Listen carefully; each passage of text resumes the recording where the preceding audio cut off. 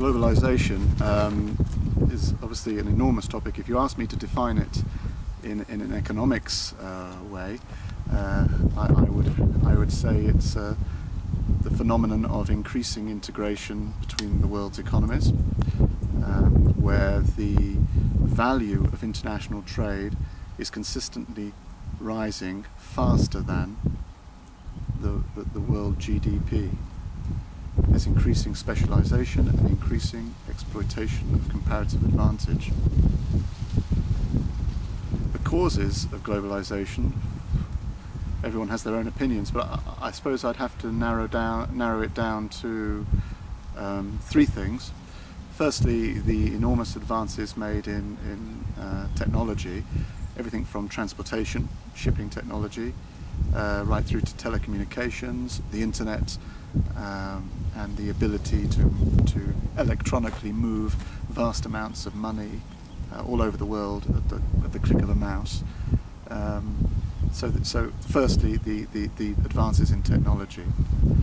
Secondly, the removal of so many trade barriers and the freeing up of, through the work of the World Trade Organization and to an extent trading blocs, has allowed freer trade liberalisation. Now, trading blocs also shut out trade from non-members.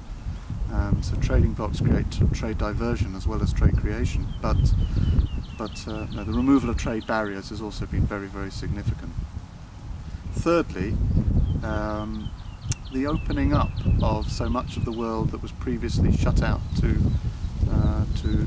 trade, the collapse of communism and the emergence of transition economies, plus the Asian phenomenon, China and the tiger economies of Southeast Asia.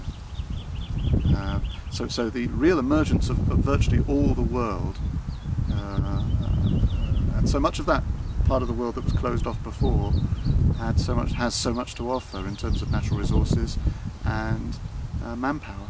So the causes of globalization, I would say, are those three things: the development of technology, the opening up of previously closed parts of the world, and the removal of so many trade barriers. But perhaps the really significant thing is that these have all coincided. They've all happened together. I wonder if globalization would have occurred to such an extent had they not coincided, those three important causes.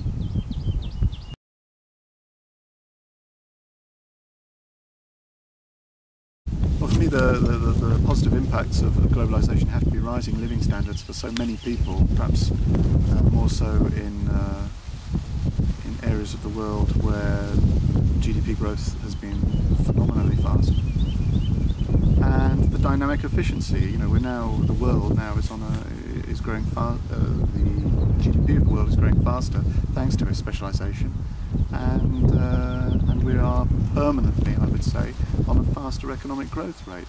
So dynamic efficiency, the ability to progress over time at a rate which would not have been possible otherwise.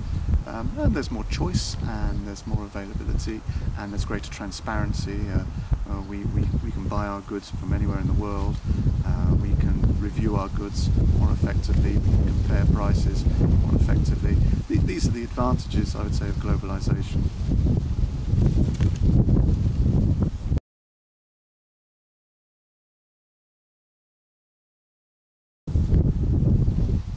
Now, of course, there are negative impacts of globalization as well. Perhaps, you know, if I had to list a few, because there are many, I suppose the accelerated depletion of our natural resources, which is happening at a frightening rate, the exploitation of people in certain parts of the world who are working in abominable conditions very often to serve the richer part of the world, the inevitable dilution of national identity.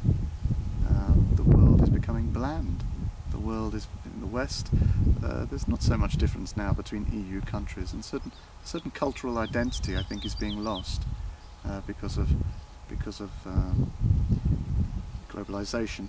You know, I live in Greece, and as I walk down my local high street in a suburb of Athens, all I see are the ubiquitous multinational corporations, the Kentucky Fried Chickens, Body Shops, McDonald's, Marks and Spencer's, beauty shops.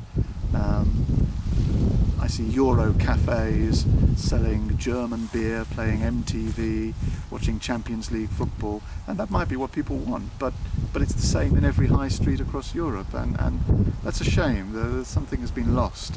Something of the Greekness has been lost to Greece.